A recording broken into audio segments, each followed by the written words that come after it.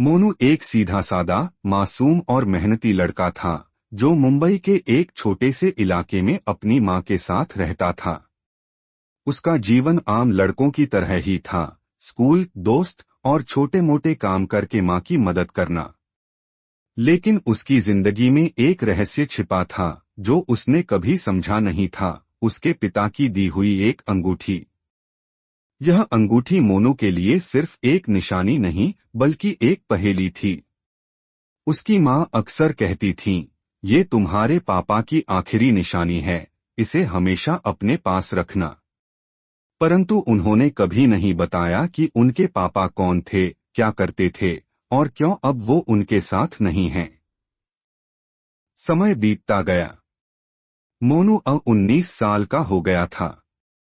एक दिन वह अपने दोस्तों के साथ एक मशहूर होटल गया, जहां गलती से वह एक बड़ी गैंग मीटिंग के दौरान मौजूद एक टेबल के पास पहुंच गया।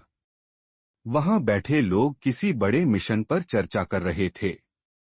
तभी उनमें से एक बुजुर्ग आदमी की नजर मोनू के हाथ की अंगूठी पर पड़ी। उसका चेहरा सख्त हो गया। वह बोला, ये अंगूठी तुम्हारे पास कहां से आई? मोनू थोड़ा घबरा गया, लेकिन बोला, ये मेरे पापा की निशानी है। बुजुर्ग आदमी का चेहरा भावुक हो गया। उसने धीमे से कहा, क्या तुम्हारा नाम मोनू है? हाँ, मोनू ने जवाब दिया। उस बुजुर्ग का नाम था खालिद भाई, जो एक समय में अंडरवर्ल्ड की सबसे ताकतवर टोली का हिस्सा था। वह मोनू के पिता रहीम खान के सबसे खास दोस्त थे।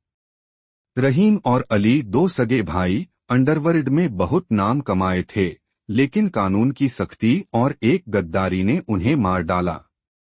उस वक्त मोनू बहुत छोटा था, इसलिए उसे कुछ याद नहीं था।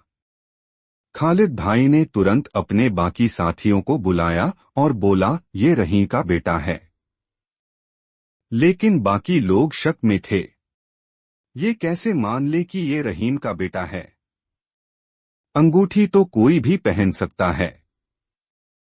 मोनू भी समझ गया कि केवल एक अंगूठी से उसकी पहचान नहीं हो सकती।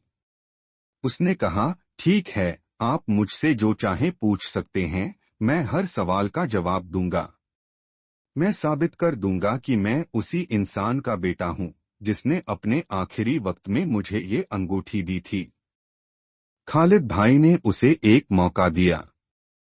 उन्होंने मोनू को कुछ पुराने साथियों से मिलवाया, कुछ पुराने ठिकानों पर ले गए और कुछ खास यादों की परख ली। जब मोनू ने उन बातों को बताया जो सिर्फ रहीम का बेटा ही जान सकता था, जैसे उनके पुराने घर की छत पर लगी खास घंटी, रहीम के बचपन की एक कहानी और उनकी खास दवाओं का जिक्र, तो सबका शक धीरे धीरे खत्म होने लगा।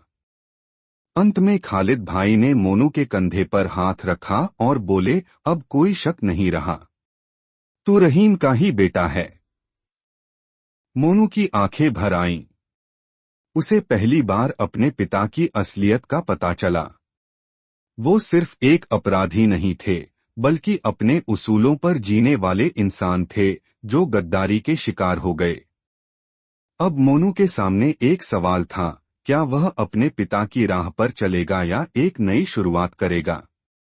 उसने खालिद भाई से कहा, मैं अपने पिता की इज्जत वापस लाऊंगा, लेकिन उनके रास्ते पर नहीं जाऊंगा। मैं सच्चाई और कानून के रास्ते पर चलूंगा, ताकि लोग उनका नाम इज्जत से लें। और यहीं से शुरू होती है मोनू की नई जिंदगी, अपने अतीत को जानकर, लेकिन एक बेहतर